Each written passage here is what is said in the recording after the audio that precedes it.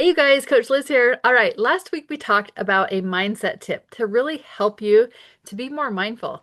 And what that was is I challenged you to slow down when you're eating. A lot of times we eat so fast, sometimes I don't even remember if I ate or not, if it's something small. So, if we can slow down and actually chew our food, I challenge you to chew your food 10 times per bite and actually think about what you're eating and take some time to enjoy and sit down and not be distracted when you're eating.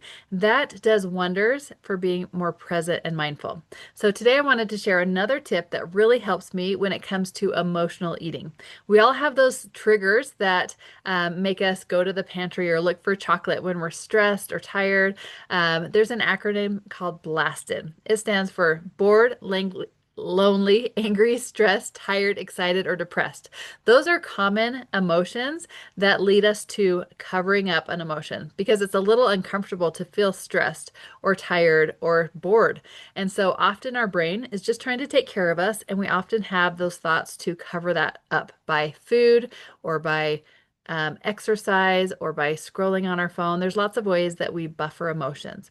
So if we can make a blasted menu and become more mindful, then we can really become more conscious of how we're processing and managing emotions. So let me share this with you. This is a blasted menu.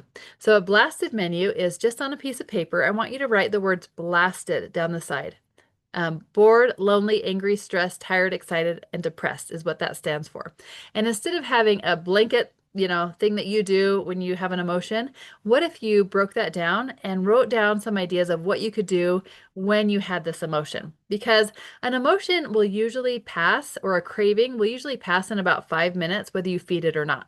So you could sit with that emotion and feel a little bit uncomfortable, and that actually will build your brain muscle by making your body wait and not just going and getting anything that you feel like eating. So that's what I call the brain gym, building that brain muscle.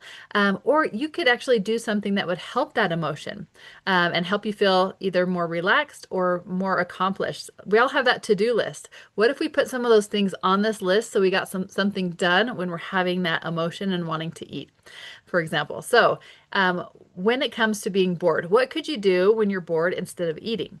So some ideas: you could read, you could watch a video, you could go lay outside, you could paint your nails, call someone, write a letter. You could organize your closet, clean out a drawer, wash your windows, go sweep your porch. All those things would help you either feel more relaxed or accomplished. What about when you're lonely or angry, stressed, tired, excited, or depressed? I want you to think of something that would actually help that emotion. So when you're lonely, for example, what if on your list you wrote that you could text someone, you could write a letter, you could make plans like for a vacation, you could go serve someone, that something that would actually help you feel more connected to someone. What about when you're angry? Getting some of that emotion, that pent up emotion out by working out, journaling, taking a shower, or when you're stressed, maybe you need some moments of silence or 10 deep breaths or just a phone timeout or go for a walk. These are all things that can help you to be more mindful, help you recognize that your body is trying to tell you something by sending you this emotion, that maybe something wants to be known or changed.